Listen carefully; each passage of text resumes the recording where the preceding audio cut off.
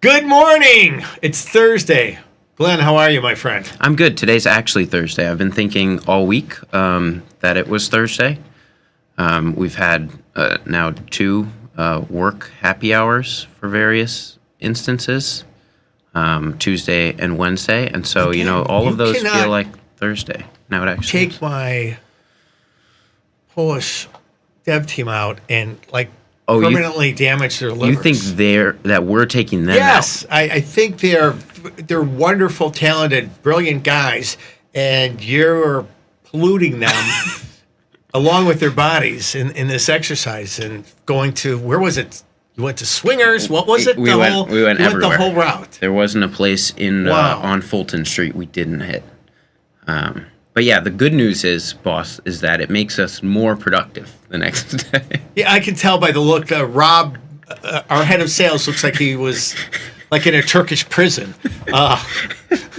He's like this disheveled T-shirt and a beard. It's like,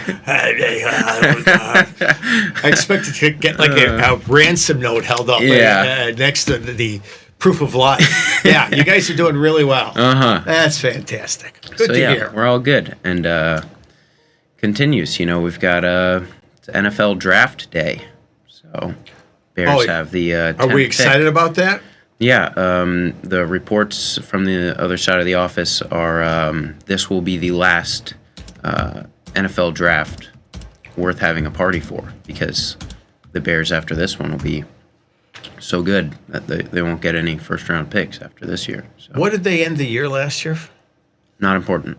What did they end the year? I think it was like 6 and whatever, 7. Okay, and this, which round pick? We have the 10th overall pick. And who are we supposed to be picking? People like the tight end out of Penn State, Tyler Warren. Okay. A little dual threat tight end action, but I think we still need an offensive lineman. I was going to say, and the three guys that give the quarterback no time, we're not doing anything about those guys? We actually did sign a couple. Okay. So free agents signed a couple. Probably still need a lot of help, but I think 10th we go Tyler Warren. But we could trade it as well, but that would be anticlimactic for any sort of draft party. So in effect, when does this? They obviously milk this for everything it's worth. Oh yeah. When is this on air? It's days, but it starts tonight at 7, 6. And you're going to be watching this. Oh yeah, bigly. All right. So at what point do we schedule the intervention for you? Is it on Saturday and wait for all these things to come out of your system, or do we do it a little bit more preemptive? Sunday would be great. Sunday would be good because you're going to be sleeping. Sauna. Right. Sauna, cold plunge, yeah, vitamin C shower. Transfusion. Yep, and that'll be good. And then we can talk about whatever you want to talk about. Wow. Unbelievable. But you're here bright and early. Look at you. Oh, yeah. I'm excited Can't to be say that here. of other members of the team. Good. That's all right. Well done. Somebody's got to carry the boats, right? There you go. So what is a party? Is it just a bunch of you and your roommates, or you make it bigger to do? The one and only Peter Klink. You're going to the Clinkers. He's having a fiesta. You can see Soldier Field from his... Yes, you can. And he's made a great point to say that you could either buy a 10-person suite for $3,100, or you could go to his and pay $0. Why? Because they're doing this, broadcasting this in Soldier Field? Yeah, they're making some money pump out of it, where there will be players there. So sad. Sign. They'll probably have some boy band perform, some cornhole. It's supposed to be nice out. It's already bright outside. I like the Clinker. Fantastic. Actually, it is. It's supposed to be. It probably would be a lot of fun, although the time between picks is so freaking painful. Yeah, and so it's nice that after 10, everyone can be done. No one cares. Well, what? They're still going though, right? Oh yeah. But it's and I think the next round, whatever. Yeah, and I think that goes into tomorrow. I think it's like a 2 or 3 day affair, but no one really watches all the pomp and circumstances today. All right. But yeah, excited. Yeah, we've got enough to talk about. Yep. All right, good deal. How's this week been for you? It's interesting. Trading standpoint, it's utterly amazingly. We just saw U.S. equities lower on the day after bouncing yesterday, getting sold really hard, SPOOs. new lows at 4 o'clock in the morning, and somebody who is close to the president saying that maybe he will pick up the phone and call President Xi. And that causes SPOOs to rally 80 handles. All right. Lows. Now they've cut that in half. I think that this diminishing effect of them trying to stave off disaster by floating these. It's getting more and more vague. It's getting more and more vague. I didn't think it was possible, but it is. And when you read, it's a little scary. Scary is opportunity. So that's great. The run up in the dollar was tremendous. We saw euro up to. Did we print 116? We got pretty close. Yeah. I don't think we ever did. No. No. Yeah. Yeah. If we could pull up the platform, guys, we'll get into it. But yeah, I mean, yesterday, one of the things that I found myself kind of chuckling at is that we had the run up NASDAQ I was looking at, up NASDAQ futures up 4% early in the morning. And you look at that, you're like, I genuinely have no clue how elastic this could be. We ended up pulling back to about 2% throughout the trading day. Which in a vacuum, I said strong day for equities. But when you look at the tape, it's like, that wasn't really healthy. No, it wasn't. And I can't believe that looking really kind of untradeable. When I say untradeable, it's tradable, but whatever, if you're an active in and out guy or girl, you're taking some multiplier of the ranges you trade. Even if you attach that, if you're trying to be the contrarian or the momentum guy, at some point you're getting pinned. You had 30 minutes to get from, 2.5% to 4%. Right. And then you're looking at that, and it was hard. Like, usually I'd be like, well, if you're intraday trading, this is an opportunity. Yeah. It could pull back, but seeing that we've had 10%. And the momentum guys, when it rolled back to like up 3%, you think, okay, we're at the lower quartile of the range. Yeah. We're getting a decent pullback and a good run. There's good structure behind this move. I'm going to buy it and look for the extension up. You never got that run up. No. And you had to sit on a lot of pain selling it. So euro a little bit the same. Actually, this has been, in my mind, a little bit more tradable. Definitely. Huge pullback here. I mean, almost 300 points. From 250 points from the highs. And that was, started. It wasn't even like a crazy Sunday open.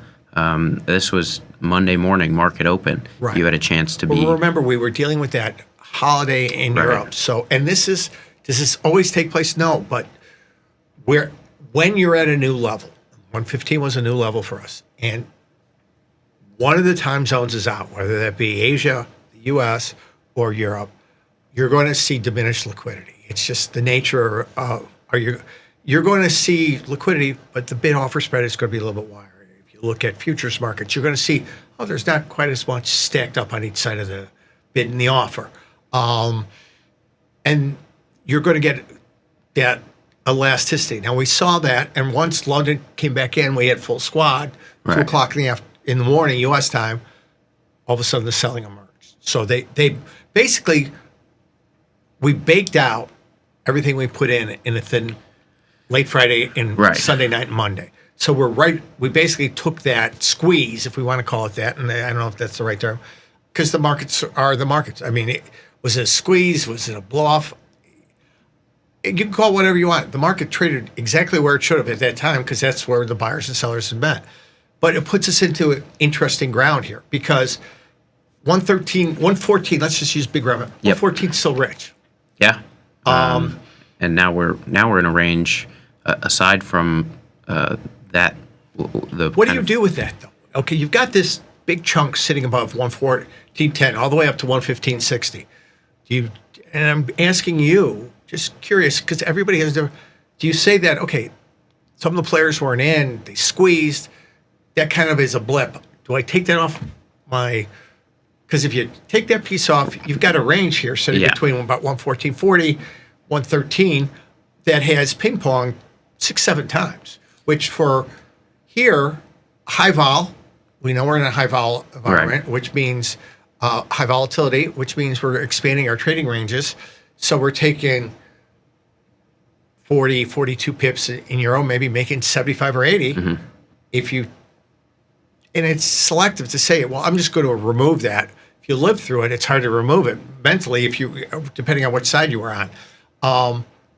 Do you take it as I've got a range to trade now, and that was the blow off top or whatever we want to call it? Or do you keep that context in there that we could grind back to 115? I think both are true. And you can absolutely take... Diplomatic answer. Well, you can absolutely take this past, because we're looking at the hourly chart, and this is going back all of this week so far, all of last week, ever since that big run up from 110, really. Yeah. So I don't think it's ridiculous at all to say here at 114, let's give this a chance at this, seeing if we test within this range. But you have all these risk management tools that I think in this environment are very helpful.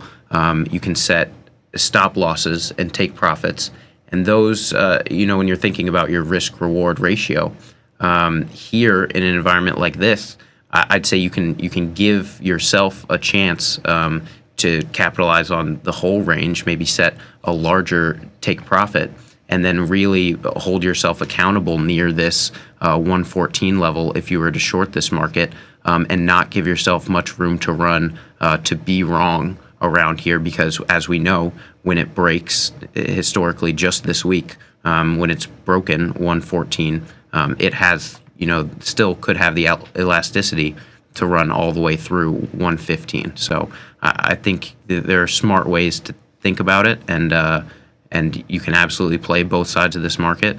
And I think you called out, let's zoom back out, because I think everybody, the trade from 105 to 110 gave us great rallies, pullbacks, and stuff. The trade from once we cleared 110, 111 to 114, that was a hard one. I think you were very susceptible to getting short and stubborn a little bit. And that is tough. So how, as a trader, do you come back from, I had a great run at the start of this, and I gave a chunk of it back? Absolutely. That's why we talk about, and it's always easy to say, that's why we talk about management. But it is important to think about that going forward. But you've got to kind of, there was no, if you were the contrarian, there was nothing worthwhile. There was no point. And you can look at, well, you got a 30-point pullback. And you had to take 20 minutes. Exactly. Nobody is going to be that good. So, getting pinned on that was probably a little bit painful for a lot of us. Again, when we get to new ranges, thinking about, irrespective of the price level, I'm going to only take so much heat on this trade, because that may say that, well, I have no idea of what's a reasonable level to get out, then putting the trade on isn't a good. Then you wait for that scenario to develop where you can always define those metrics. If you can't put a reasonable place to manage, because it's like, well, I just want to take 60 points of heat on this, but I don't know why I'm picking that level. It's a good risk metric in terms of dollars, but if there's not structure around the markets because we're at a new level, then give yourself a little bit more elasticity to get in, or a little bit, be comfortable that the dollar decision, well, again, when you're selling 112s because they seem, it's so far away from the 110 high. Yeah, when they get to 112.60 really fast, you're now buying back what you thought was already too expensive at a more expensive level. But that discipline is part of why we want to be able to come back and look at a new structure where if you get a print down to 112 here, it's going to seem cheap. Basis this new range we're in. So it is kind of not getting too wed to one side of the market. I always like to think of, it's going to be hard for me to see where I want to be a buyer here. Right. But if you're willing to entertain that on, we get a tweet or we get something else and we get a plunge down, if we're relatively neutral, you should be able to not be so vested on one side of the market that, oh shoot, I missed the break and I can't buy them. And do you think there are still, that people are still holding on from this big run up, and that's one part of it. But another is maybe this. Yes. We're coming up on month end as well. We've had a gigantic move through April. Does that start to factor in where larger institutions have to step in because just in 1 month we're up 5%? Right. And so you can go into the argument, well, everyone's going to need to rebalance, so there'll be a lot of dollar selling. I don't know. It could be rebalancing where they're light on dollars and they actually buy dollars. Interesting. I think it's too soon to say what that setup is going to look like, but you can make a case for either side of it. I think there are people who are probably got the pace of that up move that blew through 111 and 112. There are probably some guys still sitting on shorts. Again, some of my best days ever, we're not posting a huge number. We're getting, and this is just free, we're getting back to zero. And I know that's like, what are you talking about? It is when you get stuck, because nobody has just winning trades, and when you let discipline break down, and we all do, those days where you can navigate to get yourself back to close to zero sometimes are your most productive days. We all have great runs, but it is that management of when we're wrong. So you ask a great question. I'm short at 111.5. It looked like a great, it just tested through those recent highs, and I got a little stubborn. I kept moving where I was going to manage these. And if you've still weathered them, you really need to start thinking about, well, now they finally turned. What is realistic? To look for a scratch on that trade is a low probability event. For mitigating getting knocked out at 115 or 114. So you've got to find that level. But if you got to print down anywhere in, and you've gotten it in the low half of 113 or even 112.80, flashing, you're going to take the 130 pip loss and move on. Right. You're not going to sit boxed in a corner. You're just going to have to, we all let stuff go farther than it should. And it's once we do that, we can't say that we're committed to the ride. It's just not going to, it's going to get you're not going to take advantage of other parts of the market that are moving, and it's not a productive strategy. We're as likely to go back to test, markets are efficient. They can go as easy to 112 as 115. The chance of us retracing to 111 are small. So, and when does time become a factor? Right. And lost opportunity. Exactly. I'm pinned in this position. My mind's not right to trade it back and forth. And I'm just sitting, living in hope piece. It's not what we all want to do. But speaking of that, we've got a great slide. Yeah. We've got a great presentation. Let's jump over to the slides while we're talking about trader psychology and a whole bunch of good stuff. Just want to get in Forex trading. A bit of a black box to a lot of people familiar with just stocks or even options, even futures. Spot Forex, completely different animal. Yeah. So just wanted to get your sense, the man, the myth, the legend, on some of these trading myths and why they aren't true. First myth is that you need a large amount of capital to start trading Forex. I can see where this is coming from. A lot of institutional players in the Forex markets, governments, large global companies, all having to interact with these currency rates. But is that true that you need a lot of capital to get started? Absolutely not. What you get with Spot FX is capital efficiency, so you can do more with less. Now, that means your capital efficiency gives you leverage. That means you can amplify your gains and amplify your losses. Right. So knowing that, that's why with that, I want to do as much with my money as I can. That's why we go back and drone. Again, we always go back to the discussion around trade ideas. What am I managing when I'm right, when I'm wrong? And making those decisions ahead of time because we're much more likely to stick to them. So no, the efficiency of like trading euro at 2% leverage lets you can establish a small euro position for $28 in exactly margin. So getting comfortable with product is futures have done a great job getting things smaller. Small for them is now not huge, but small, but it's still big. And still big jumps in increment. This is a great way. I like the infinite scaling we've got here to be able to get really small and run through my ideas. I mean, the ability to be able to get bigger, as long as the market slippage doesn't impact me, FX can let you start in that tiny space and grow as you grow in confidence. Exactly. Next one, your favorite. Myth that Forex markets can easily be predicted with technical analysis.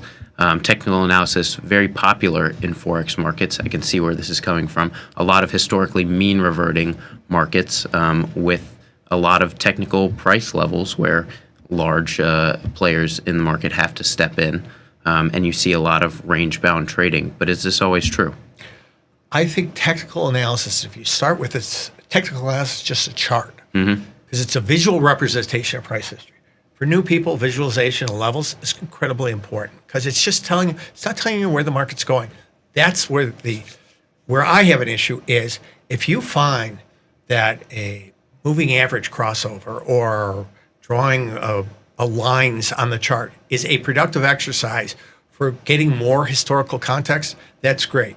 When you obfuscate decision-making around risk management to the line, that's where I have a problem. And I think there's a whole industry out there selling that. Basically, it's not your decision, it's the line's decision. Right. That's not what we want as traders. Use them as tools. Don't overwhelm yourself, because I can draw enough lines on this chart that make it both bullish and bearish at the same time. And I've seen these guys with it's just a blur of different colors and different lines and different stuff. It paralyzes you from decision making. Agreed. Next one, economic news always moves markets in predictable directions. This one, coming from, we have economic news in all countries that have a pretty direct, in some cases, correlation to a country's currency valuation. Is this always true, though? Great question. The statement here, economic news always moves markets, period. That's a great statement. I don't have to be a macroeconomist to trade FX. I need to be a disciplined trader looking for opportunity. And that's all you need. And put structure around your ideas and stick to them. You want things that move. And economic events move markets. That's what I love about economic events. Guessing which way they're going to go is where again, there's another sea of guys out there who will do that for you. Don't waste your time. The market's the best economic event movement. The market's best indicator of that, not somebody's take on what the change in the Fed use one different word. Very fair. And last one for you today, Forex trading myths that you need to trade every day to be successful. This one, coming from Forex trades 24/5. We have a ton of different sessions throughout the day here. So you do have a lot of potential opportunity, but do you have to step in every day? Absolutely not. But what you want is access to product anytime you want it. And that's critically important. So, because I've got to ask this question, I can't stay up all night to trade. Neither can I. I've tried, trust me. My wife's woken me up with my hand on the mouse, and that's a scary concept.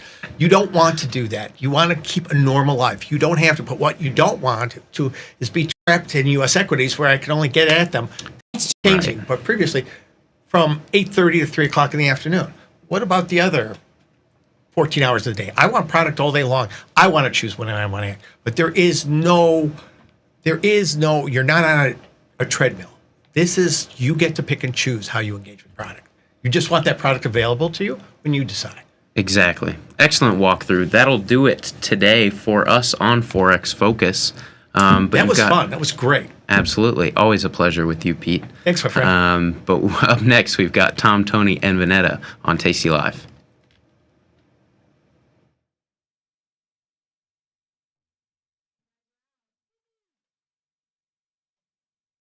The market doesn't stop. So why should you? Diversify your portfolio with stocks, options, futures, crypto, and more from Tasty Trade. Focus on the markets that matter to you. See the odds before you trade using curve analysis, IV rank, and more tools. Get industry insights that help you find your next trade. right where you need it. Tasty Trade. Download today. Oh, yeah. Tasty Nation, good morning. You know you need it. Got to know.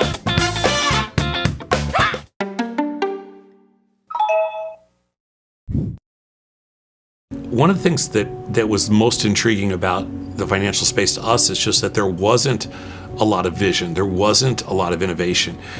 After almost 20 years of open outcry standing in the pit trading, I felt like all the markets were moving to electronic trading. I saw the writing on the wall, and I wanted to be first.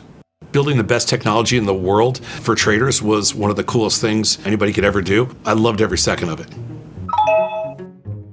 Thinkorswim will always be my baby, but this one, it's different. We built ours literally from scratch. It's a much thinner, it's a faster, it's a slicker application. Everything's on one page. So you're always looking at the core page and then bouncing around from there to get to whatever you want to get to. We're here to support